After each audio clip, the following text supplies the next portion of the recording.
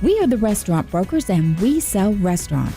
We started the nation's largest restaurant brokerage firm over a decade ago. Atlanta, Georgia was our starting point, but our brand is spreading nationwide. We define restaurant brokerage and help buyers just like these. Our dream, our goal, open up a restaurant, loving life, serving people breakfast and lunch, and then enjoying the rest of the day with them and ourselves. Buying an existing restaurant, leasing a closed restaurant space, or purchasing a restaurant franchise. We help buyers satisfy their appetite for acquisition. I'm part of a husband and wife team with this fella. Working with my wife has been a lot of fun. The ultimate goal for everybody here is to make this work. And because we have different strengths, we bring different angles to the deal. The process begins with our powerhouse website, WeSellRestaurants.com, where buyers sign online confidentiality agreements and browse restaurants for sale. Then we send buyers undercover to check out a restaurant and decide if it's the right one for them. Buyers get our proprietary business analysis tool with all the financial details on the business for sale. After studying the restaurant inside and out, it's back to our office. We are deal makers. We write contracts and negotiate terms for buyers and sellers. That's why we sell more restaurants than any other firm in the nation. We are the restaurant brokers. Our name says it all. You're back on the air with Eric and Robin Gagnon, the restaurant brokers, and We Sell Restaurants, the nation's largest restaurant brokerage company based on the number of listings, transaction count, and volume.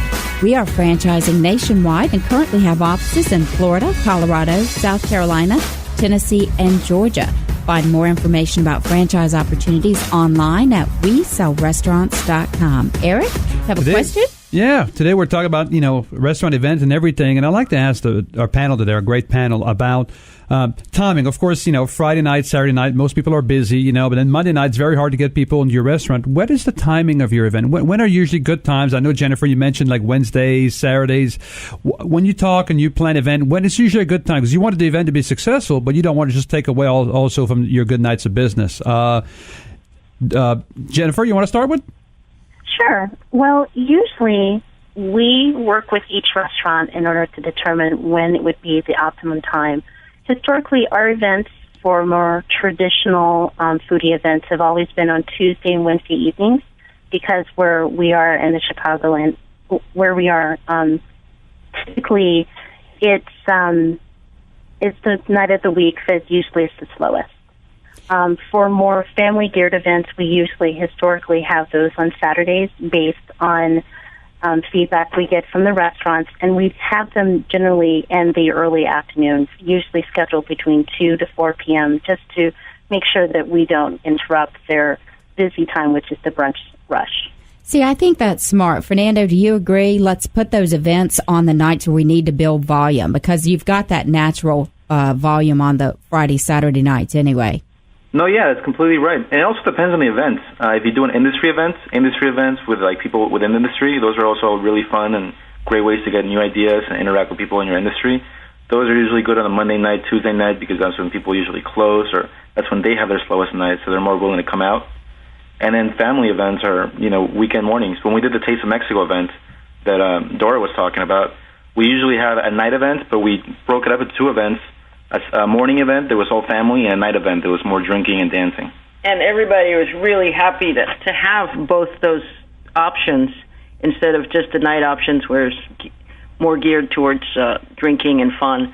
The family event had tablecloths and picnic-style things. It was just a little bit more relaxed, and it was very successful to tweak it that way. Right. How about you, Alan?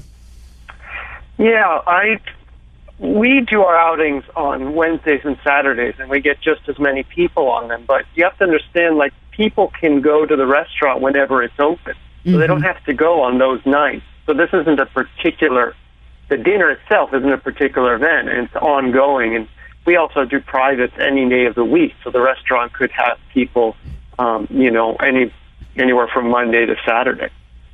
Okay. One way that you can get people in anytime you want is to make your own National Day, because there's National Guacamole Day and National Cheese Day. Hey, I like National Restaurant Broker Day. Take your kid out to breakfast for dinner day, or just make up your own stuff and send it out to your people. And people like, breakfast for dinner. Wow, that's cool. And then they do it, and you get people in the door, and they have more fun than if they just walked in and had dinner. Great advice. I like that a lot, actually.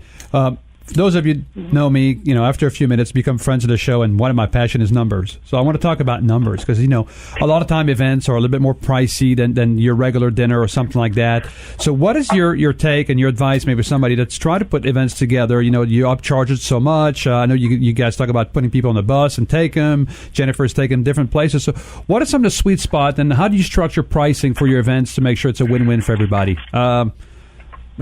Fernando? Yeah, well, first of all, the most important thing is cover your costs. Make sure you know what your costs are. A lot of people usually just put a random price on it.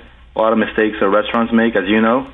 So just really count your costs, and then on top of that, just say, what are you comfortable making, and what is your market?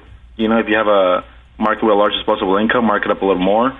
But as long as you cover at least your costs, then you can write off the potential earnings as marketing expense. And is your goal to have them come in just for that event? And do you get a high income on that? Or do you get a little less profit, but then they come in more often? Right, because you can use a bounce goal back. For the event. That's very important also. Right. Jennifer, tell us, and I want to hear a number. Well, first of all, I just agree with Fernando as far as making sure you're covering your costs and determining what the market can bear. So, for example, I plan my events in 2 separate locations, and obviously Chicago can bear higher price marks than you can in Northwest Indiana, which is a smaller suburb of the area. So in terms of numbers, usually the tickets we have typically range between the $50 to $60 cost per person. But that's because, as well, we've been able to leverage our reputation in order to get a lot of the materials, such as wines and things, donated for promotional consideration by the restaurant and organization. Obviously, it's a little bit lower when it comes to Northwest Indiana because it's a smaller community. But ultimately, I always want to work with the restaurants to make sure that they cover their costs.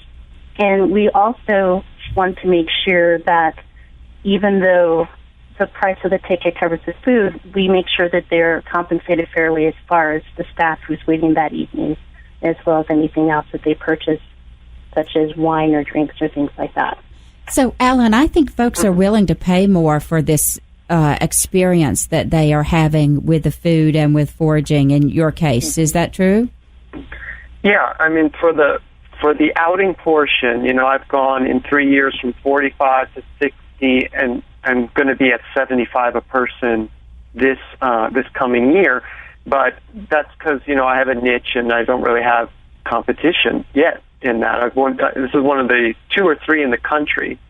Now, the dinner portion, again, the restaurant gives away an appetizer, and it's a loss leader that, for 1 to 2 people, it's well worth it because then they get the money for the dinner. Mm-hmm. But I have done special events where it's a package, and that price, originally I set it like 3 years ago at $125, and that was way too high, even though if you broke it down, outing dinner, we had music, and wine, it was a good deal. But since then, someone else has been doing non-wild, like underground dinners here at 60, about 75 without wine, and that seems to be a sweet spot in terms of a special event I figured I'd mention. Yeah, I think that's probably true. I mean, that is so many great ideas and so much wonderful conversation today about really reinventing the restaurant event. You're on the air with Eric and Robin Gagnon, the restaurant brokers. Take a moment. Look us up online at WeSellRestaurants.com. Like us on Facebook at Facebook.com WeSellRestaurants, and check out our Twitter handle at SellRestaurants. We are your industry authority and source for information. We'll be right back.